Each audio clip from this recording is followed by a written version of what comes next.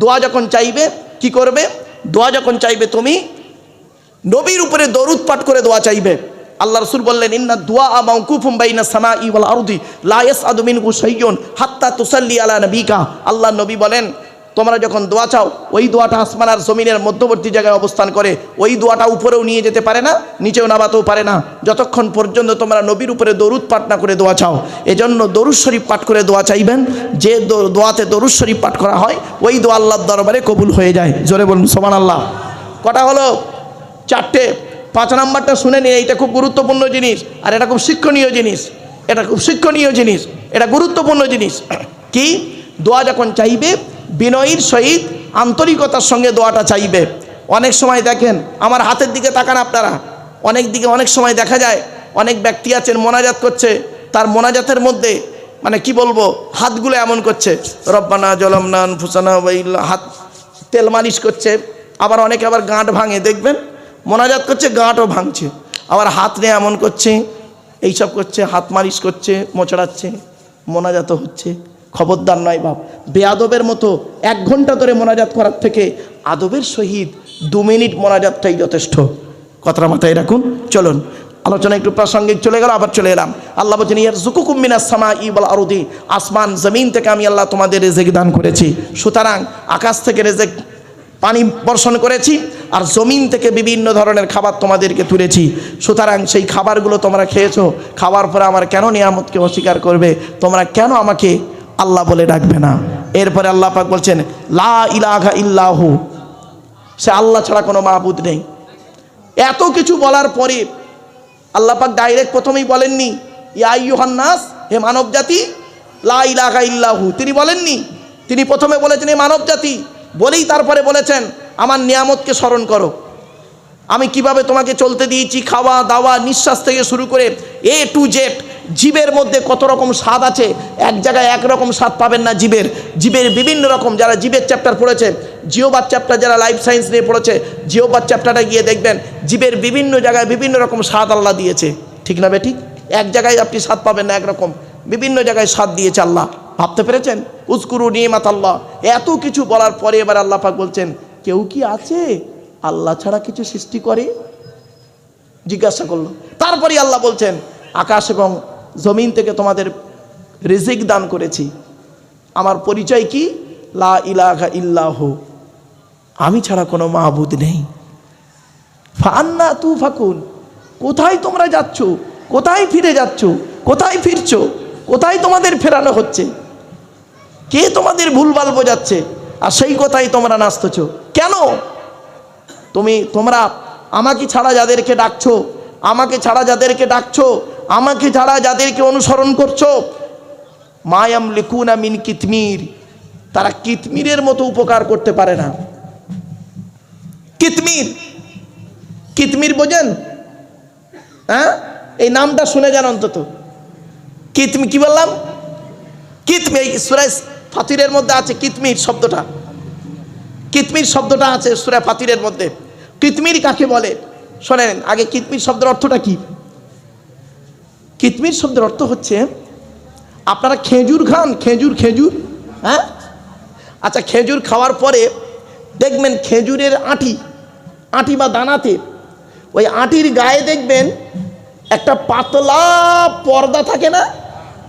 দেখবেন ওই পাতলা পর্দাটার আরবি হলো কিতমির।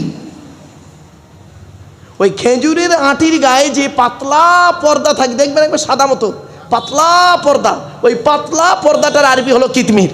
তাই আল্লাহ পাক বলছেন, তোমরা আমাকে ছাড়া যাকে ডাকো, আমার আরাধনা উপাসনা না করে অন্যের অনুসরণ করো, হ্যাঁ, যাদেরকে ডাকছো তারা কিতমিরের মতো উপকার করতে পারবে না তোমাদের। মানে ওই খেজুর আঁটির গায়ে যে পাতলা আবরণ, ওর মতো তুচ্ছ, এখানে বোঝানো হয় যে তুচ্ছ তাচ্ছিল্য, যাই হোক, এ সামান্যতম উপকার তারা করতে পারবে না। তোমরা আমাকে ছেড়ে দিয়ে তাকে ডাকছো। এজন্য আমি আপনাদেরকে বলি, আল্লাহর বিধান।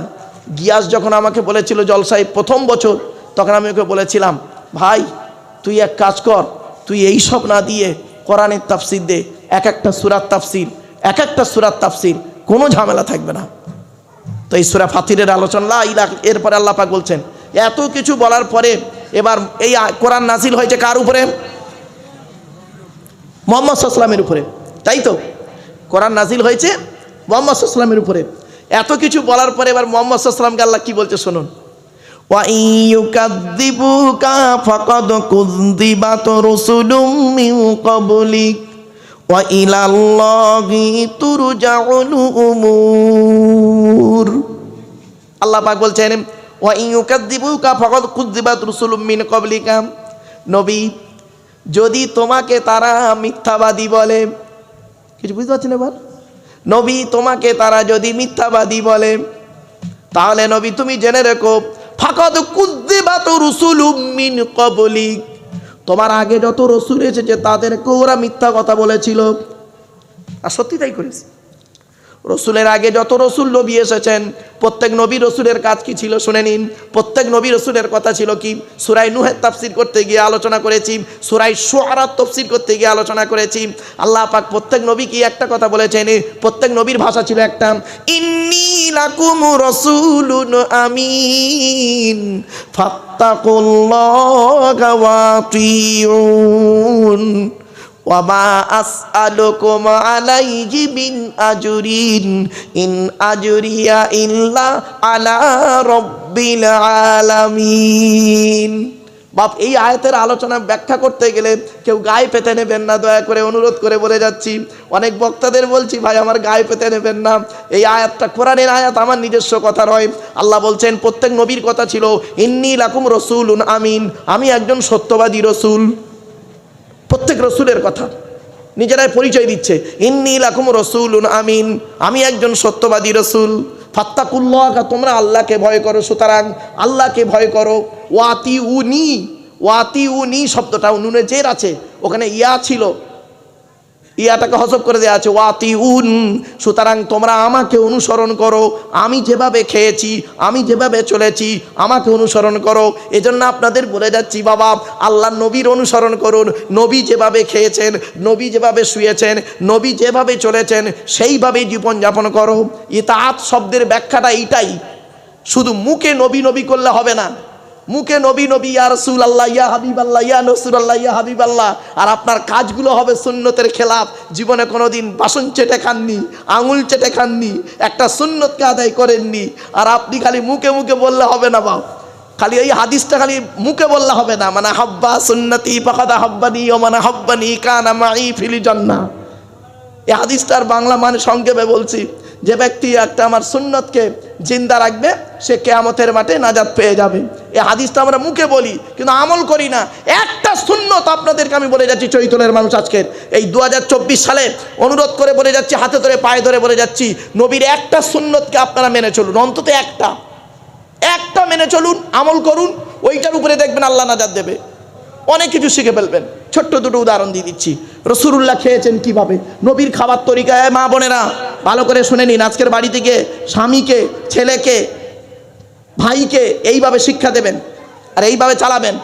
নবীজি কিভাবে খেয়েছেন, নবীজি বলেছেন খাবার আগে হাত ধোবে, খাবার আগে দস্তরখানা বিছাবে, খাবার আগে দোয়া বলবে, খাবার আগে লবণ বা পানি গালে দেবে, খাবার আগে 3 আঙুলে নবী খাবার তুলতেন, 5 আঙুলে গালে দিতেন, ভালো করে চিবিয়ে হজম করে বের করতেন। এরপরে নবীজি বলছেন খাবার মাঝে পানি পিপাসা পেলে ঢকঢক করে পানি পান করবে না, 3 ঢোকে পানি পান করবে। পানি পান করার পরে কি বলবে, ওয়াসাকাহুম রাব্বুহুম শারাবান তাহুরা, পানি খাওয়া হয়ে গেল, ভাত খাওয়া হয়ে গেল, খাবার শেষে আঙুলটাকে ভালো করে চাটবে, আঙুলটাকে চাটবে। এই আঙুল চাটা সুন্নাত, অনেকেই তো আঙুল চাটেন না, ঠিক না বে ঠিক? আঙুল চাটা সুন্নাত, শুনে নিন। আর শুধু সুন্নত নয়, এর মধ্যে একটা বিজ্ঞান আছে, ভাবতে পারছেন? কানাডার টরন্টো ইউনিভার্সিটি অ্যানাটমি বিভাগের প্রফেসর, বিখ্যাত পণ্ডিত বৈজ্ঞানিক, লোকটার নাম হলো উইলিয়ামস হার্ভে। উনি বলছেন মুহাম্মদ সাল্লাল্লাহু আলাইহি ওয়াসাল্লাম কেন আঙুল চাটতে বললো। উনি আঙুল চাটা নিয়ে গবেষণা করতে গিয়ে, এই সুন্নতকে নিয়ে গবেষণা করতে গিয়ে অবাক হয়ে গেলেন। উনি বলছেন আমি গবেষণা করে দেখলাম মানুষের মুখের মধ্যে একটা লালা গ্রন্থি আছে, ওই লালাটা যত বেরোবে হজমের তত উপকার হবে। 1500 বছর আগে মুহাম্মদ সাল্লাল্লাহু আলাইহি ওয়াসাল্লাম যেটা বলে গেলেন সেটাকে নিয়ে গবেষণা করলেন, ওই বৈজ্ঞানিকরা গবেষণা করছে, আর আমরা সে সুন্নতটাকে আদায় করিনি। শুনে নিন, অনুরোধ করে বলে যাচ্ছি, খাওয়া হয়ে গেলে যে প্লেটে খাবেন প্লেটটাকে চেটে খাবেন, প্লেটটাকে চেটে খাবেন। দোয়া যখন চাইবে কি করবে, দোয়া যখন চাইবে তুমি নবীর উপরে দরুদ পাঠ করে দোয়া চাইবে। আল্লাহ রাসূল বললেন ইন্না দুআ মাওকুফুম বাইনা সামাই ওয়াল আরদি লা ইয়াসআদু মিনহু শাইয়ুন হাত্তা তুসাল্লি আলা নবিকা।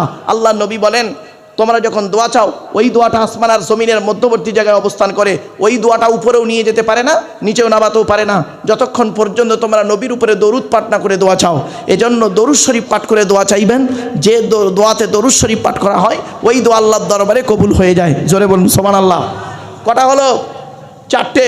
5 নাম্বারটা শুনে নিন, এইটা খুব গুরুত্বপূর্ণ জিনিস আর এটা খুব শিক্ষণীয় জিনিস, এটা খুব শিক্ষণীয় জিনিস, এটা গুরুত্বপূর্ণ জিনিস। কি? দোয়া যখন চাইবে বিনয়ীর সহিত আন্তরিকতার সঙ্গে দোয়াটা চাইবে। অনেক সময় দেখেন, আমার হাতের দিকে তাকান আপনারা, অনেক সময় দেখা যায় অনেক ব্যক্তি আছেন মোনাজাত করছে, তার মোনাজাতের মধ্যে মানে কি বলবো, হাতগুলো এমন করছে রব্বানা জলামনা আনফুসানা ওয়া ইল্লা, হাত তেল মালিশ করছে। আবার অনেকে আবার গাঁট ভাঙে, দেখবেন মোনাজাত করছে গাঁটও ভাঙছে, আবার হাত নিয়ে এমন করছে, এইসব করছে, হাত মালিশ করছে, মোচড়াচ্ছে, মোনাজাতও হচ্ছে। খবরদার নয় বাপ, বেআদবের মতো 1 ঘন্টা ধরে মোনাজাত করার থেকে আদবের সহিত 2 মিনিট মোনাজাতটাই যথেষ্ট। কথাটা মাথায় রাখুন। চলুন আলোচনা একটু প্রাসঙ্গিক চলে গেল, আবার চলে এলাম। আল্লাহ বলছেন ইয়ারযুকুকুম মিনাস সামাই ওয়াল আরদি, আসমান জমিন থেকে আমি আল্লাহ তোমাদের রিজিক দান করেছি। সুতরাং আকাশ থেকে রিজিক পানি বর্ষণ করেছি আর জমিন থেকে বিভিন্ন ধরনের খাবার তোমাদেরকে তুলেছি। সুতরাং সেই খাবারগুলো তোমরা খেয়েছো, খাওয়ার পরে আমার কেন নিয়ামতকে অস্বীকার করবে? তোমরা কেন আমাকে আল্লাহ বলে ডাকবে না? এরপরে আল্লাহ পাক বলছেন লা ইলাহা ইল্লাহু, সে আল্লাহ ছাড়া কোনো মাবুদ নেই। এত কিছু বলার পরে আল্লাহ পাক ডাইরেক্ট প্রথমেই বলেননি ইয়া আইয়ুহান নাস, হে মানব জাতি, লা ইলাহা ইল্লাহু তিনি বলেননি। তিনি প্রথমে বলেছেন হে মানব জাতি, বলেই তারপরে বলেছেন আমার নিয়ামতকে স্মরণ করো, আমি কিভাবে তোমাকে চলতে দিয়েছি, খাওয়া দাওয়া নিঃশ্বাস থেকে শুরু করে A to Z। জীবের মধ্যে কত রকম স্বাদ আছে, এক জায়গায় একরকম স্বাদ পাবেন না। জীবের বিভিন্ন রকম, যারা জীবের চ্যাপ্টার পড়েছে, জিওবাদ চ্যাপ্টার যারা লাইফ সায়েন্স নিয়ে পড়েছে, জিওবাদ চ্যাপ্টারটা গিয়ে দেখবেন জীবের বিভিন্ন জায়গায় বিভিন্ন রকম স্বাদ আল্লাহ দিয়েছে। ঠিক না বেঠিক? এক জায়গায় আপনি স্বাদ পাবেন না একরকম, বিভিন্ন জায়গায় স্বাদ দিয়েছে আল্লাহ। ভাবতে পেরেছেন? উযকুরু নি'মাত আল্লাহ।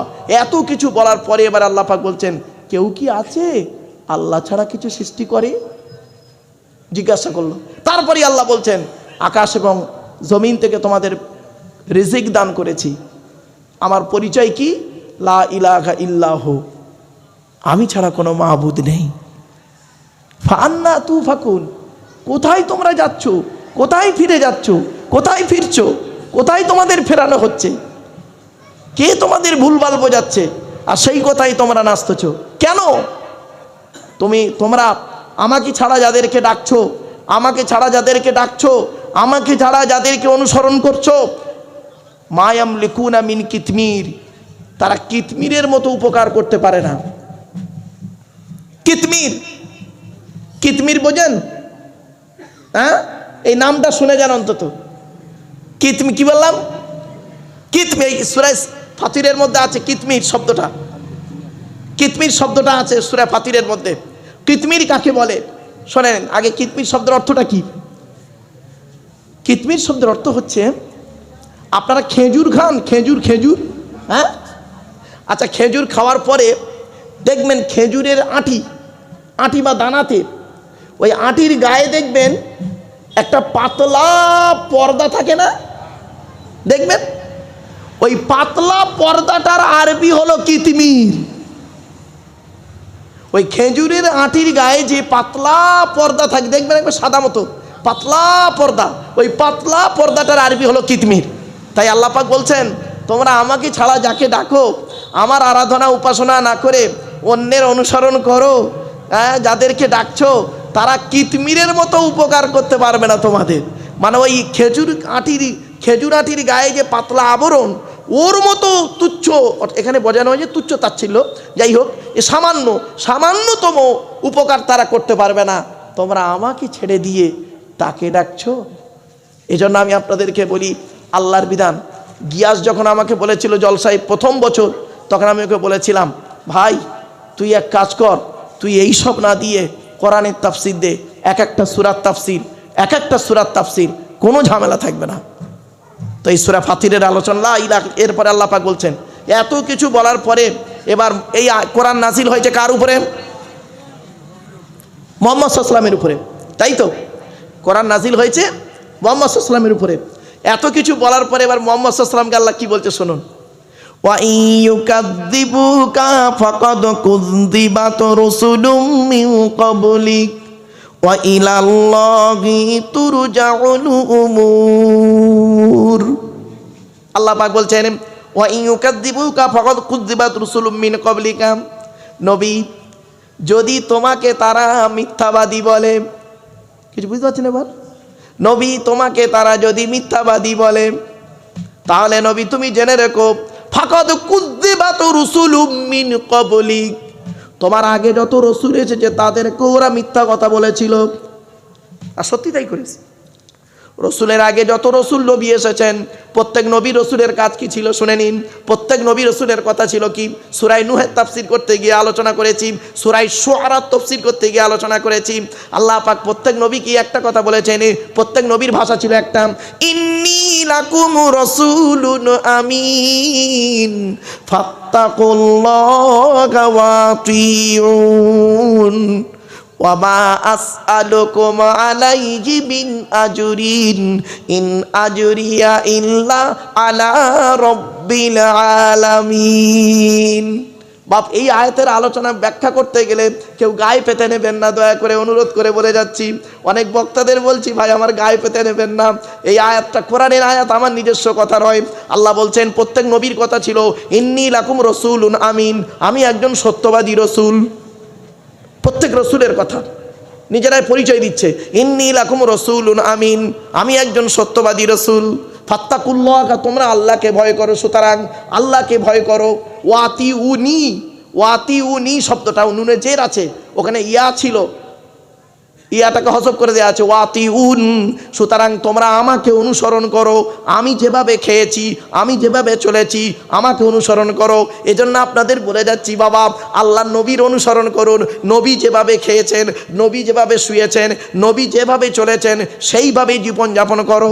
ইতাআত শব্দের ব্যাখ্যাটা এইটাই, শুধু মুখে নবী নবী করলে হবে না, মুখে নবী নবী ইয়া রাসূলুল্লাহ ইয়া হাবিবাল্লাহ ইয়া রাসূলুল্লাহ ইয়া হাবিবাল্লাহ, আর আপনার কাজগুলো হবে সুন্নতের খেলাফ। জীবনে কোনোদিন বাসন চেটে খাননি, আঙুল চেটে খাননি, একটা সুন্নতকে আদায় করেননি, আর আপনি খালি মুখে মুখে বললে হবে না বাপ, খালি এই হাদিসটা খালি মুখে বললে হবে না, মানে হাব্বা সুন্নতি ফাকাদ হাব্বানি ওয়া মান হাব্বানি কানা মাই ফিল জান্নাহ।